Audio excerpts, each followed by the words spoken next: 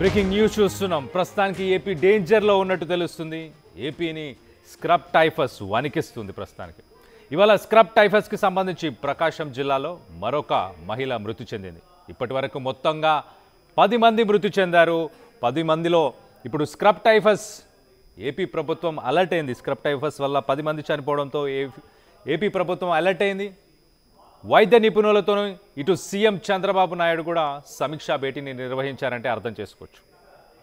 వ్యాధిని తేలిగ్గా తీసుకోవద్దని చెప్పేసి అధికార యంత్రాంగానికి ఆయన ఆదేశాలను జారీ చేశారు. అలాగే జాతీయ స్థాయి వైద్య నిపుణులతో ప్రత్యేక టాస్క్ ఫోర్స్ను కూడా ఏర్పాటు చేసే ప్రయత్నం చేస్తున్నారు.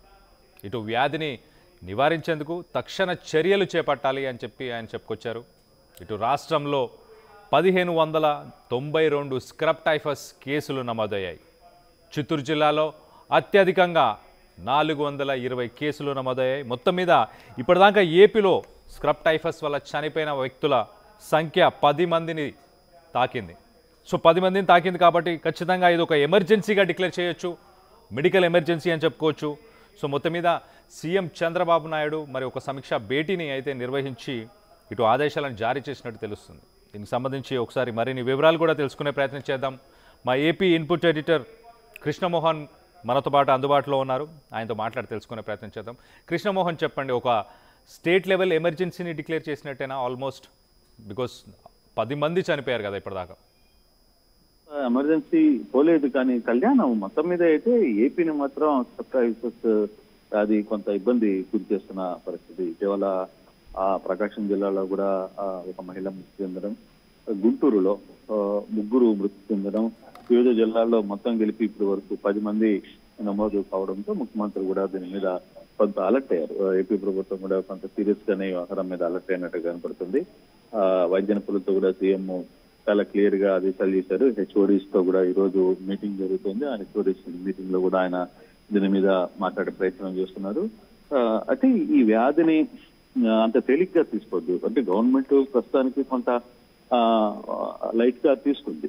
ఫస్ట్ లో ఇదేమీ జరగదు, పెద్ద ఇష్యూస్ ఏమి ఉండవు, దీనివల్ల చిన్న దద్దులు వస్తాయని చెప్పి ప్రయత్నం అయితే చేసింది. కానీ దాని తర్వాత 10 మంది దాకా మృతి చెందడం పట్ల కొంత ఆందోళన కలుగుతుంది అనేది చాలా స్పష్టంగా కనబడుతుంది. జాతీయ స్థాయి వైద్య నిపుణులతో కూడా ప్రత్యేకమైన ఒక టాస్క్ ఫోర్స్ ని ఏర్పాటు చేయాలి, వ్యాధిని నివారించేందుకు తక్షణమైన చర్యలు చేపట్టాలి అనేది. ఇప్పటికే రాష్ట్రంలో దాదాపుగా 1600 కేసుల దాకా నమోదైనట్టుగా గుర్తించారు. చిత్తూరు జిల్లాలో అత్యధికంగా, అంటే ముఖ్యమంత్రి సొంత జిల్లాలోనే దాదాపుగా 420 కేసులు నమోదైనట్టుగా కొంత లెక్కలైతే వస్తుంది. దీంతో ముఖ్యమంత్రి వ్యవహారం మీద కొంత సీరియస్ గా అయితే స్పందిస్తున్నారు. దాదాపుగా రెడ్ అలర్ట్ ప్రదర్శించినట్టే. ఎమర్జెన్సీ అంత స్థాయిలో లేకపోయినా కొంత దీని మీద అసలు అంటే ఈ వ్యాధికి సంబంధించి ఇది అసలు కారణం ఏంటి, దీన్ని ఏ విధంగా పూర్తిగా కూడా నివారించే ప్రయత్నం చేయొచ్చు, ఏ విధంగా అడ్డుకోగలం అనే అంశాల మీద కొంత సీరియస్ గా ప్రభుత్వం చెప్పే ప్రయత్నం అయితే చేస్తుంది. ఆ దిశగా ముందుకు వెళ్లాలనే ప్రయత్నం జరుగుతోంది. బహుశా చూడాలి. ప్రభుత్వం దీని మీద ఇప్పటికే కొంత అప్రమత్తం అయినప్పటికీ కూడా అక్కడక్కడ మృతులు జరగడం, కేసులు అయితే దాదాపుగా 2400, 2500 కేసులు నమోదు కావడం కొంచెం సీరియస్ గానే వ్యవహారం కనపడుతుంది. సో అటువంటి పరిస్థితుల్లో ఇప్పుడున్న ఈ కేసులకు సంబంధించి కావచ్చు, దీనికి సంబంధించిన ఈ వ్యాధి లక్షణాలకు సంబంధించి చాలా ఆసుపత్రుల్లో ప్రత్యేక వార్డులు అయితే నియమించారు కూడా. ప్రభుత్వం కూడా నిన్న మంత్రి సత్యప్రసాద్ కూడా చాలా క్లియర్ గా వ్యవహారం మీద కొంత సీరియస్ గానే రియాక్ట్ అయ్యారు. అధికారులతో ఎప్పటికప్పుడు జరుగుతున్న పరిణామాలు, జరుగుతున్న కేసుల మీద ఎప్పటికప్పుడు అప్డేట్ అయితే తీసుకుంటున్నారు. బట్ ఈ రోజు కూడా మంత్రులు 12 మంది హెచ్ఓడీలతో కూడా ముఖ్యమంత్రి దిశానిర్దేశం చేస్తున్నారు. దీంట్లో కూడా దీనికి సంబంధించిన కొన్ని వ్యవహారాలు మాట్లాడే ప్రయత్నం జరుగుతుంది. కానీ కొంత ప్రభుత్వం అయితే అప్రమత్తమైంది అనేది చాలా క్లియర్ గా చెప్పాల్సిన పరిస్థితి. కృష్ణమోహన్, అయితే దీనికి సంబంధించి ఏదైనా టాస్క్ ఫోర్స్ ని ఆయన ఏర్పాటు చేశారా? అదే ఖచ్చితంగా దీని మీద సెంట్రల్ గవర్నమెంట్ తో జాతీయ స్థాయిలో ఉన్న వైద్య నిపుణులతో ప్రత్యేకమైన ఒక టాస్క్ ఫోర్స్ ను కూడా ఏర్పాటు చేశారు. ఈ దశగా ఎందుకు అసలుకి ఈ రీజన్ ఎందుకు వస్తుంది, పర్టికులర్ గా ఏపీలోనే వస్తుందా, ఇతర రాష్ట్రాల్లో కూడా ఈ ఆహారం వస్తుందా, చిన్న పురుగు పుట్టడం వల్ల వచ్చే ఈ అంశాలలో ఎంతవరకు దీన్ని ఎలా అరకట్టాలనే అంశం మీద కూడా కొంత ప్రయత్నం అయితే చాలా సీరియస్ గా జరుగుతోంది. ఏ విధంగా ముందుకు వెళ్లాలనే అంశాన్ని కూడా చూసే ప్రయత్నం అయితే చేస్తున్నారు. బట్ ఇప్పుడు కేసులు 10 వరకు చెందిన కేసులు ఉన్నాయి కాబట్టి ఫర్దర్ గా ఏ విధంగా ముందుకు వెళ్ళాలి అనే అంశం మీద ప్రభుత్వం ముఖ్యమంత్రి ఎప్పటికప్పుడు అధికారులని అరెస్ట్ చేస్తున్న పరిస్థితి కొంత సీరియస్ గా తీసుకోవాలి. ఈ ఆహారం మీద ఎప్పటికప్పుడు సెంట్రల్ గవర్నమెంట్ తో కూడా మాట్లాడాలి, అక్కడ ఉన్న వైద్య నిపుణులతో కూడా దీని మీద పూర్తిగా కూడా మాట్లాడాలి. అందుకే దానికి సంబంధించిన ఒక టాస్క్ ఫోర్స్ ను కూడా ఏర్పాటు చేస్తున్నట్టుగా చెప్పిన పరిస్థితి అయితే కనబడుతుంది.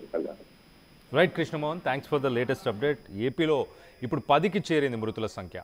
అసలు స్క్రబ్ టైఫస్ ఓన్లీ ఆంధ్రప్రదేశ్లోనే వస్తుందా అంటే లేదు. గతంలో ఇటు ఉత్తరాఖండ్, ఇటు ఉత్తరాంచల్, ఇలా కొన్ని ప్రదేశాల్లో, ఒరిస్సా లాంటి ప్రదేశాల్లో కూడా వచ్చింది. ఎక్కువ శాతం అడవులు ఉన్న దగ్గర, లేకపోతే ఎక్కువ శాతం చెట్లు ఉన్న దగ్గర, అంటే వ్యవసాయం చేసుకునే వాళ్ళకి, ఆ పరిసర ప్రాంతాల్లో తిరిగే మనుషులకి వచ్చే అవకాశం ఎక్కువ ఉంది. ఎందుకంటే ఈ స్క్రబ్ టైఫస్కి సంబంధించి పురుగు గురించి ఏదైతే మనం మాట్లాడుకుంటున్నామో ఆ పురుగులో ఈ బ్యాక్టీరియా ఉంటుంది. స్క్రబ్ టైఫస్ అనే ఈ బ్యాక్టీరియా ఒక 8 కాళ్ళతో ఉండే ఒక లైస్, ఒక పురుగులో ఈ బ్యాక్టీరియా ఉండడం వల్ల ఆ పురుగు మనం కుట్టినప్పుడు ఆ బ్యాక్టీరియా ఆ పురుగు ద్వారా మనకు వస్తుంది. సో ప్రతి పురుగులో ఈ బ్యాక్టీరియా ఉండాలని రూల్ ఏం లేదు. కానీ ఎక్కువ శాతం వ్యవసాయం చేసేవాళ్ళు, అడవులకు దగ్గరగా ఉన్నవాళ్ళు, వాళ్ళ పరిస్థితి మాత్రం వాళ్ళకి వచ్చే అవకాశాలు ఎక్కువ ఉన్నాయి. ఇప్పుడు ఏపీలో దాదాపు 1500 నుంచి 2000 దాకా కేసెస్ కూడా నమోదైనాయి. సో ఇటు ఏపీ గవర్నమెంట్కి సంబంధించి ఇటు సీఎం చంద్రబాబు నాయుడు, అలాగే మంత్రులు, అలాగే హెల్త్ డిపార్ట్మెంట్కి సంబంధించిన హెచ్ఓడీస్, వీళ్ళందరూ కూడా ఒక టాస్క్ ఫోర్స్ని కూడా ఏర్పాటు చేస్తున్నారు.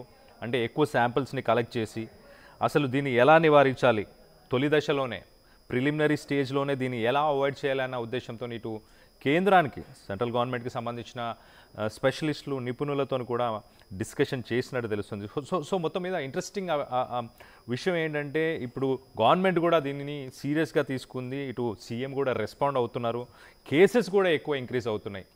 సో ఒక్కసారి సిమ్టమ్స్ గురించి కూడా మీ అందరికీ చెప్పే ప్రయత్నం చేస్తా. మలేరియా అలాగే డెంగ్యూ వచ్చినప్పుడు ఎలాగైతే ఒక చిల్స్, చలి జ్వరం, ఫీవర్, అలాగే వామిటింగ్, నాసియా, ఇలాంటి సిమ్టమ్సే దీనికి, ఈ స్క్రబ్ టైఫస్కి కూడా ఇలాంటి సిమ్టమ్సే వస్తాయి. సో ఈ సిమ్టమ్స్ వచ్చినప్పుడు మీకు ఒక 6 days, 7 days, ఒక 1 week మీకు తగ్గట్లేదు అన్నప్పుడు మీరు ఖచ్చితంగా మీ దగ్గరలో ఉన్న ప్రైమరీ హెల్త్ కేర్ సెంటర్ కానీ, గవర్నమెంట్ హాస్పిటల్ కానీ, హాస్పిటల్స్కి వెళ్ళండి ఖచ్చితంగా. అక్కడ ఆల్రెడీ ఇప్పుడు ఏపీ మొత్తంలో ప్రతి